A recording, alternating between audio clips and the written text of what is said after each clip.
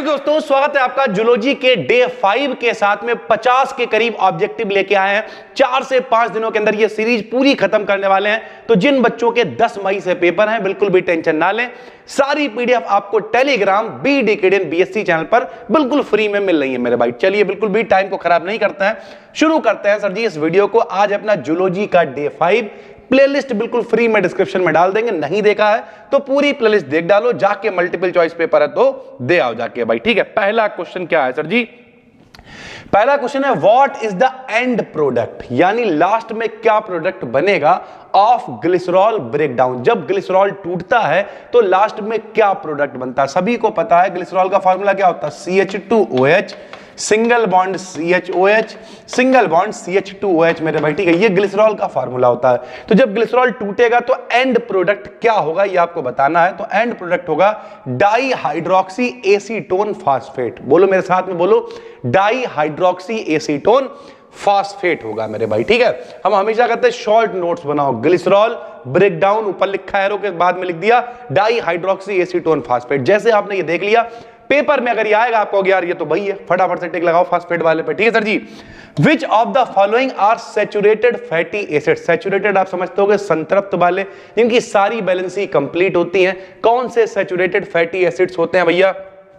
तो myristic acid हो गया एक, ठीक है, पामिटिक एसिड हो गया, स्टीयरिक एसिड हो गया। अगर ये तीनों में से कोई एक दे रखा हो तो इस पे टिक करेंगे आप। तीनों दे रखे हो तो sir ji all of the above पे टिक आप कर देंगे। तो मेरिस्टिक एसिड, पामिक एसिड और स्टीयरिक एसिड ये तीनों सैचुरेटेड फैटी एसिड यानी बसीय अम्ल होते हैं भाई, ठीक। उसके बाद आप पॉली अनसैचुरेटेड फैटी एसिड के बारे में बताओ। पॉली मतलब बहुत सारा भैया, ठीक। अनसैचुरेटेड मतलब असंतृप्त, फैटी एसिड मतलब बसीय अम्ल के बारे में बताओ। तो लिनोलेइक एसिड जो है वो पॉली अनसैचुरेटेड फैटी एसिड होता है भाई, ठीक है।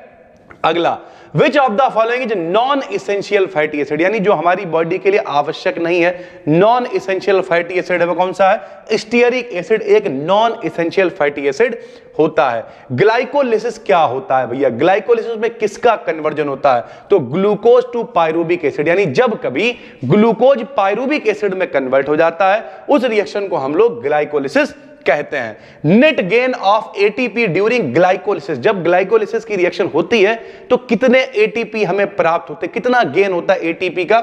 एडेनोसिन ट्राइफॉस्फेट, एटीपी के रूप में ही तो ऊर्जा संचित हो जाती है। तो मोटा मोटा कहें कितनी ऊर्जा मिलती है? तो 2 एटीपी ऊर्जा हमें मिल जाती है।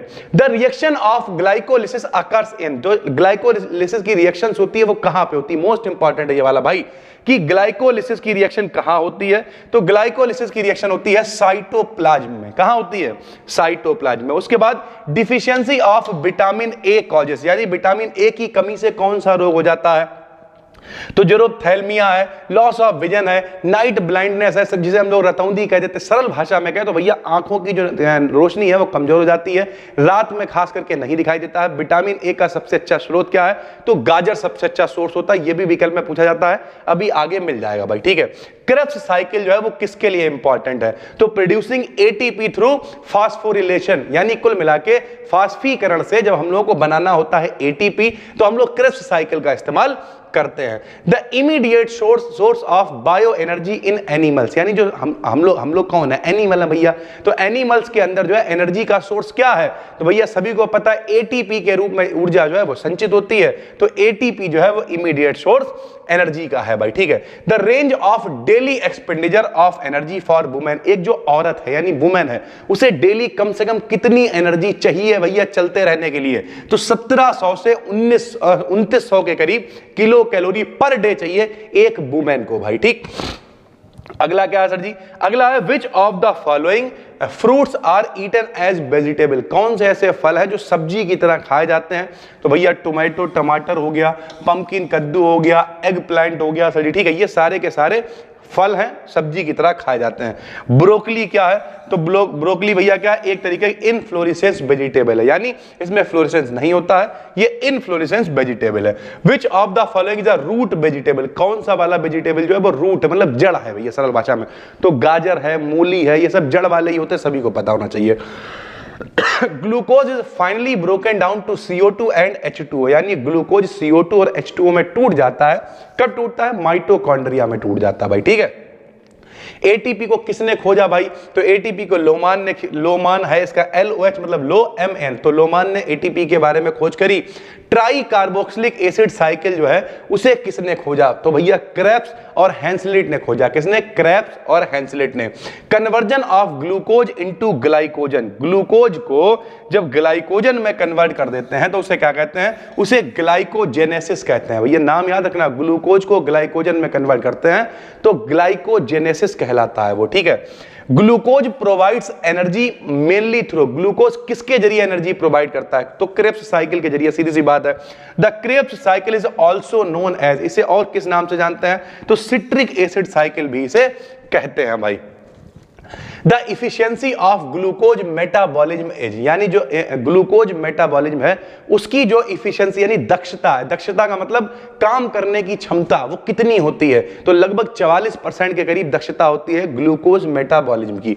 फर्मेंटेशन क्या होता है? फर्मेंटेशन का मतलब भाई किण्वन होता है। किण्वन आपको पता होगा, किण्वन क्या होता है बताओ? जैसे हम लोग सिरका बनाते हैं, दूध से दही बनाते हैं, सब फर्मेंटेशन से ही तो होता है। शराब बनती है फर्मेंटेशन से बनती है। तो डज नॉट रिक्वायर ऑक्सीजन, इसमें ऑक्सीजन की आवश्यकता नहीं होती है। Which statement is not true of pyruvic acid, pyruvic acid के लिए कौन सा स्टेटमेंट ठीक नहीं है?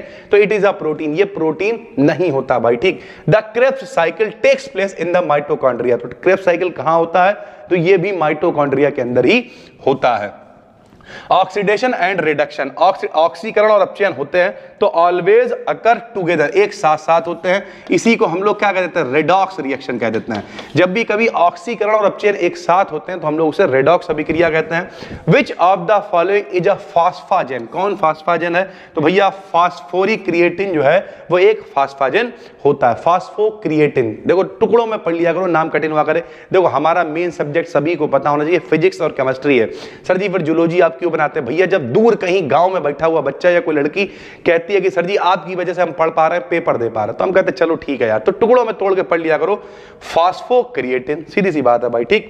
इन अ केमिकल रिएक्शन, किसी रासायनिक अभिक्रिया में the rate depends on the activation energy, rate क्या होता है कि कितना खर्चा हो रहा है। ये मान लिया सांद्रता है, समय के साथ कितनी खर्च हो रही है, इसे हम लोग रेट कह देते हैं। ये एक्टिवेशन एनर्जी पर डिपेंड करता है। आर्हेनियस ने ये बात बताई थी, आर्हेनियस इक्वेशन आपने 12th में पढ़ी होगी भाई।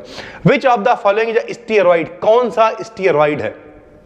स्टेरॉइड होता क्या है पहले तो ये आपको पता होना चाहिए। तो भाई यहाँ पे कोलेस्ट्रॉल लिखा हुआ होगा। स्टेरॉइड क्या होता है? सरल भाषा में कहते हैं ये एक आर्टिफिशियल हार्मोन होता है कि भैया दर्द है, सूजन वूजन है, तब इस हार्मोन का इस्तेमाल कर लेते हैं। तो ये कोलेस्ट्रॉल एक स्टेरॉइड है भाई। Which statement about energy is incorrect, energy के बारे में क्या गलत है? तो energy all its conversions are fully reversible, reversible का मतलब होता है एनर्जी इससे इसमें कन्वर्ट हुई तो इससे इसमें फिर कन्वर्ट कर सकते हैं, लेकिन ऐसा नहीं होता है क्योंकि कुछ ना कुछ एनर्जी अलग अलग फॉर्म्स में कन्वर्ट हो जाती है भाई, ठीक है। तो एनर्जी के सारे प्रोसेस रिवर्सिबल नहीं होते हैं।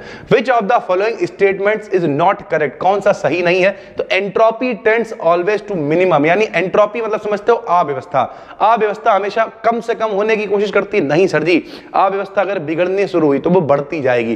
किसी ने कहा भी है कि विश्व की एंट्रोपी लगातार बढ़ रही है, तो इसका मतलब ये स्टेटमेंट गलत है। The conversion of fat to carbohydrate, बसा को कार्बोहाइड्रेट में कन्वर्ट करते हैं तो ग्लाई ऑक्सिलेट साइकिल का इस्तेमाल करते हैं। बसा को कार्बोहाइड्रेट में कन्वर्ट करने के लिए ग्लाई ऑक्सिलेट साइकिल का इस्तेमाल करते हैं। All the enzymes required for beta oxidation occur in, तो बीटा ऑक्सीडेशन के लिए जितने एंजाइम चाहिए होते हैं वो सब कहां मिलते हैं? सारे के सारे माइटोकॉन्ड्रिया में मिल जाते हैं। ग्लाइकोलिटिक एंजाइम्स आर फाउंड कहां मिल जाते हैं? ग्लाइकोलिटिक एंजाइम्स साइटोप्लाज्म में मिल जाते हैं भाई। उसके बाद एनाबॉलिज्म को और हम लोग क्या क्या कहते हैं? तो इंटरमीडिएट मेटाबॉलिज्म भी कह देते हैं एनाबॉलिज्म को। The basic unit of DNA molecule, DNA molecule की बेसिक यूनिट क्या होती है? तो न्यूक्लियोटाइड, सभी को पता है बहुत सारे न्यूक्लियोटाइड मिलते हैं तो पॉलीन्यूक्लियोटाइड बन जाता है जिसे हम लोग डीएनए आरएनए ये सब कहते हैं भाई। थायमिन डिफर्स फ्रॉम यूरेसिल, सभी को पता है एडेनिन ग्वानिन थायमिन यूरेसिल ये सारे के सारे क्या क्षार होते हैं, बेस होते हैं, ठीक है। तो ये जो बेस होते हैं दोनों में फर्क क्या है? थायमीन और यूरेसिल में क्या फर्क है? तो एक मेथिल ग्रुप का फर्क होता है, मेथिल मतलब CH3 भाई। The number of hydrogen bonds between cytosine and guanine, cytosine और ग्वानिन के बीच में कितने हाइड्रोजन बॉन्ड होते हैं? तो टोटल 3 हाइड्रोजन बॉन्ड होते हैं, ये आपने पढ़ रखा है पिछली साल भी। न्यूक्लियोटाइड कंटेन्स, या बल्कि केमिस्ट्री में भी पढ़ रखा है। न्यूक्लियोटाइड कंटेन्स, न्यूक्लियोटाइड में क्या क्या होता है? तो नाइट्रोजन बेस होता है, फास्फेट होता है, शुगर यानी शर्करा होती है। In DNA molecule the pairing is between, DNA molecule में किसके किसके बीच में पेयरिंग होती है, तो एडेनिन और थायमीन के बीच में पेयरिंग होती है। Ribose sugar is present, ribose sugar किस में प्रेजेंट होती है, तो आरएनए, एटीपी, एनएडी, इन सब के सब में भैया राइबोस शुगर पाई जाती है, राइबोस शर्करा पाई जाती है। द विटामिन कंटेनिंग कोबाल्ट, कौन सी विटामिन के अंदर कोबाल्ट की मात्रा होती है, तो B12 के अंदर कोबाल्ट की मात्रा पाई जाती है। Deficiency of vitamin E, vitamin E की कमी से क्या हो जाता है, इंपोर्टेंस, मतलब सरल भाषा में कहें तो प्रजनन क्षमता कम हो जाती, बच्चे वगैरह पैदा नहीं होते अगर विटामिन ई की कमी हो जाती है। Calcium deficiency occurs due to deficiency of, calcium की कमी हो जाती है किसके कारण, विटामिन डी की कमी के कारण कैल्शियम की कमी हो जाती। एंटी स्कर्वी विटामिन कौन सा होता है, तो सी होता है, खट्टी चीजों में पाया जाता है। डी कहां मिलेगा, डी मिल जाएगा सूर्य के प्रकाश में। विटामिन ई कहां मिलेगा, पत्तेदार चीजों में, जैसे नहीं पत्ता गोभी होती है, गांव लोग उसे करम कल्ला कह देते हैं, बंद गोभी जो भी आप कहते हो, इन सब चीजों में पाया जाता है। एंटी स्कर्वी मतलब स्कर्वी रोग को रोकने वाला विटामिन, तो भैया विटामिन सी खाओ, स्कर्वी नहीं होएगा भाई, कमी से स्कर्वी हो जाएगा। टोकोफेरॉल किसका नाम है, तो भैया सभी को पता है, रेटिनॉल, थायामिन, रिबोफ्लेविन, एंड्रमीन, साइनोकोबालामिन, ठीक है, कैल्सीफेरॉल, टोकोफेरॉल, सारे केमिकल नेम होते हैं, रासायनिक नाम होते हैं। तो विटामिन ई का जो नाम होता है रासायनिक, वो टोकोफेरॉल होता है। क्या होता है, टोकोफेरॉल, भैया टोको मत बनना, फैला देंगे, टोकोफेरॉल, ये देखो टोकोफेरॉल होता है। Which one of the following is the best source of vitamin A, vitamin A का सबसे अच्छा सोर्स कौन सा है, तो विटामिन ए का सोर्स आपको बता चुके, गाजर है, गाजर खाइए, carrot. The vitamin involved in coagulation, coagulation मतलब होता है रक्त का थक्का जमने के लिए, जैसे यहां से उंगली कटी तो खून चूता रहेगा, भैया मर जाओगे, सब निकल जाएगा खून, तो खून का थक्का जम जाए खून, तो उसके लिए कौन सी विटामिन चाहिए होती है, विटामिन के की आवश्यकता। अगर विटामिन के की कमी हो जाएगी तो फिर रक्त का थक्का नहीं जमेगा, खून रुकेगा नहीं, आदमी मर जाएगा, भाई सीधी सी बात है, ठीक है। तो लगभग 47 के करीब यहां पे ऑब्जेक्टिव क्वेश्चंस हमने कवर कर दिए हैं। जैसे ही वीडियो शेयर होती है टेलीग्राम पे, कोई भी बीएससी की वीडियो बनाते हैं, तुरंत वहीं पे पीडीएफ शेयर कर दी जाती है। 5 वीडियोस आज बन गई, 5 से 6 वीडियोस और बनाएंगे, सीरीज कंप्लीट हो जाएगी, जाके आप आराम से पेपर दे आओगे। कोशिश करेंगे अगले 5 दिन लगातार आपको वीडियो दे दें भाई, ठीक है। तो नए हो चैनल को सब्सक्राइब कर लो, पहली बार देख रहे हो डिस्क्रिप्शन में एक लिंक डाल रखा है। ये सीरीज बना ही इसलिए रहता है ताकि जो बच्चे कहीं नहीं पढ़ पा रहे हैं, उनका मॉडल नहीं है, कुछ नहीं है, तो वो इस सीरीज को देख के पेपर अपने दे के आ पाए भाई, ठीक है। बाकी फिजिक्स, केमिस्ट्री आपको प्रॉपर यहां पे सब कुछ मिल जाता है। नए हो तो चैनल को सब्सक्राइब कर लो, पुराने हो नोटिफिकेशन बेल को ऑन कर लो, टेलीग्राम पे जरूर जाओ, बीडी एकेडमी बीएससी सर्च करो, क्योंकि सारी पीडीएफ वहीं पे मिलती है, सारी अपडेट बीएससी की वहीं मिलती हैं। और चाहो तो इंस्टाग्राम पे फॉलो कर लो, 1 लाख फॉलोअर्स के हम लोग बहुत करीब हैं। फिर मिलते हैं, तब तक के लिए धन्यवाद, थैंक यू।